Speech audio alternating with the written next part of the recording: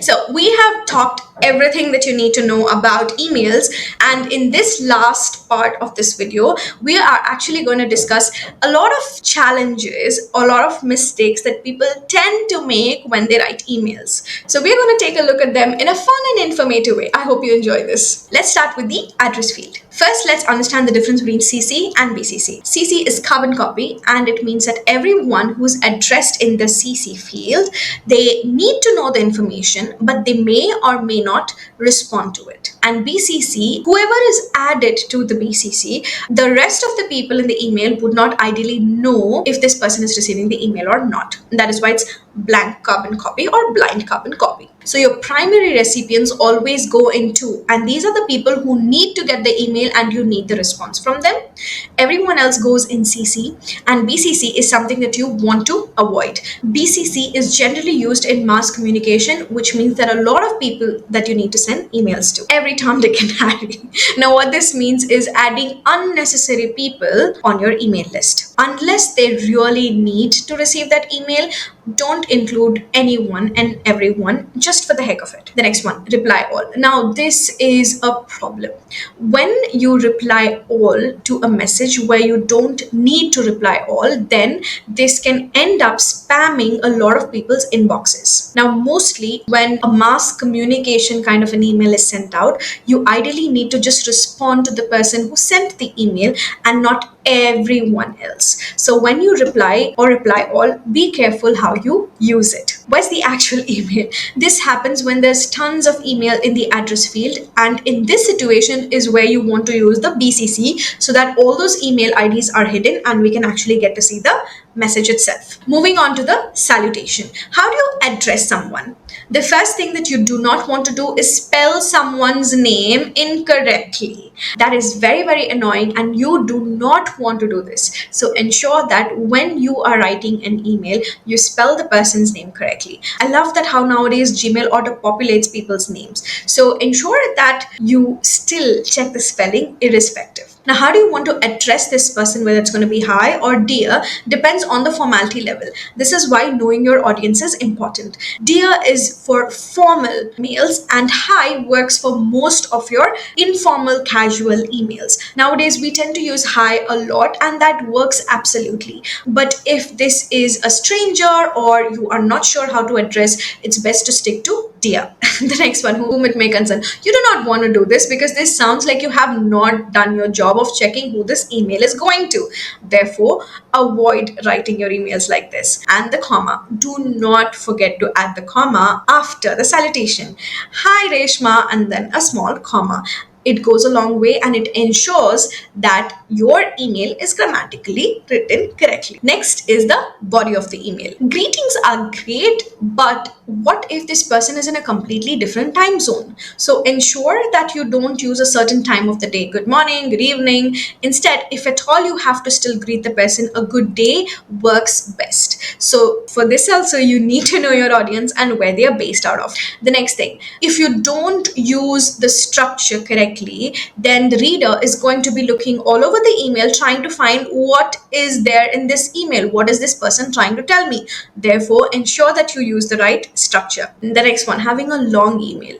Now, I'm sure that you don't like reading long emails, and it's the same case with everyone else. Therefore, be a nice person and don't write long emails.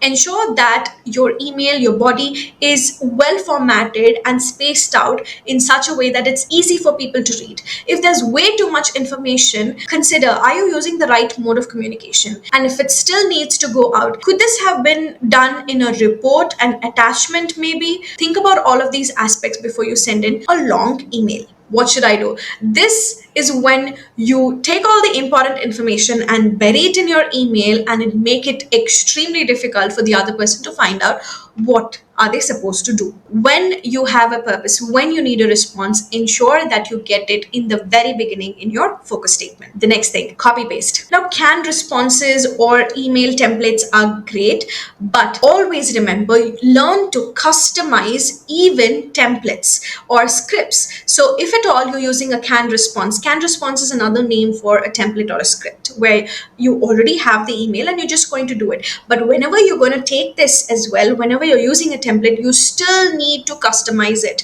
Ensure that you read through, ensure that the email sounds as if it's still been personalized for the person who is receiving it. If you don't do it, then anyone would know it's a lift and a shift, and you do not want that. Formatting can make a major difference to your email writing. Ensuring that there are short, easy to read paragraphs makes a huge difference. If you have a list of things that you need to share, why not put it in a bulleted or a numbered list? It makes a world of a difference. When there is a long email in a long paragraph with very small text, then people are going to find it extremely difficult, and there is a high chance they will end up skipping your email. Avoid over formatting, multiple colors, multiple fonts, different sizes. It looks like you're about to rock and roll. The next thing is jargons and verbiage. When you are using certain words that seem too technical or they feel like jargon to the person reading them, firstly, you need to understand, is it right for this audience? Knowing your audience, you should ideally have an idea of whether this person can understand technical jargon or certain words. And therefore, when you write your email, you don't want it to be either too simple or too complex a language that the person needs a dictionary to understand what it is that you're trying to tell them. Last but not the least, you want to check to ensure that there are no spelling or grammatical mistakes. Nowadays, all our email tools come with a lot of autocorrect options. Now, in addition to that, always do a self-check as well to ensure that it goes out error-free. The next thing that we're going to look at is a signature. Now, what are the mistakes that people tend to do in signatures?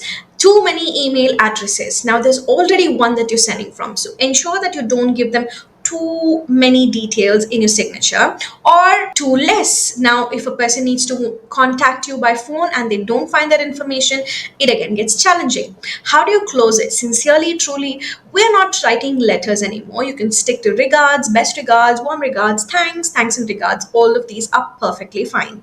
And then finally, sending one without a signature is also not a good idea. Even just writing best and then your name works wonders, but ensure that you close your email well. Attachments can be a challenge most often, and I'm sure almost every one of us has done this, where we've sent the email and then had to send an email says, oops, I forgot the attachment. So like I said earlier, try the recipient method, which is where you ensure that your entire email is ready, then you type in the to field so that you don't forget the attachment and hit that send by mistake. Another problem is also sending attachments that people are not able to open, or it's not in the right format for them to open. So ensure that your attachments can be opened easily in any kind of system. Another challenge is also sending heavy files. Now, just because your internet connection is amazing, it might not be the same case with the other person. So if at all you need to send a heavy file, try to find out alternative ways of sending that file over. And then the last one should be self-explanatory, a virus alert. Be careful, ensure that you scan your email before downloading and before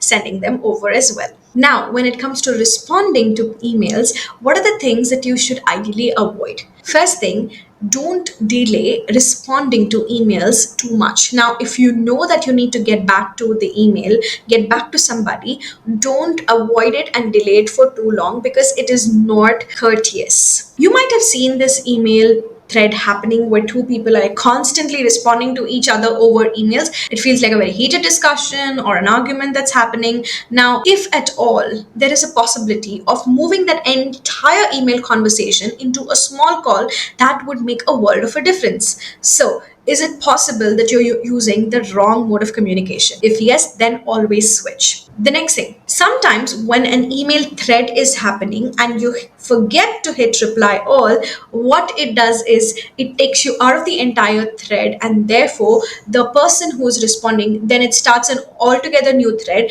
and then a lot of communication gets lost. So if at all there is a thread already in place, you always want to reply all instead of reply, so that you keep the thread intact. Therefore, whenever required, you can always go back and see the entire email thread and get a context of what exactly happened. And lastly, courtesy is very, very important. If at all you're finding it difficult to respond immediately, at least send a quick reply saying that I will get back to you in a few days or whenever possible, but that common basic courtesy is definitely required. Last but very, very important pieces. Now, these are things that you absolutely know, but do avoid gossiping, sharing passwords, or being offensive or using words that you should not be using over emails, because once you send an email, there is no way to take it back, and that can be a problem. So ensure that when you write your emails, you don't make these mistakes.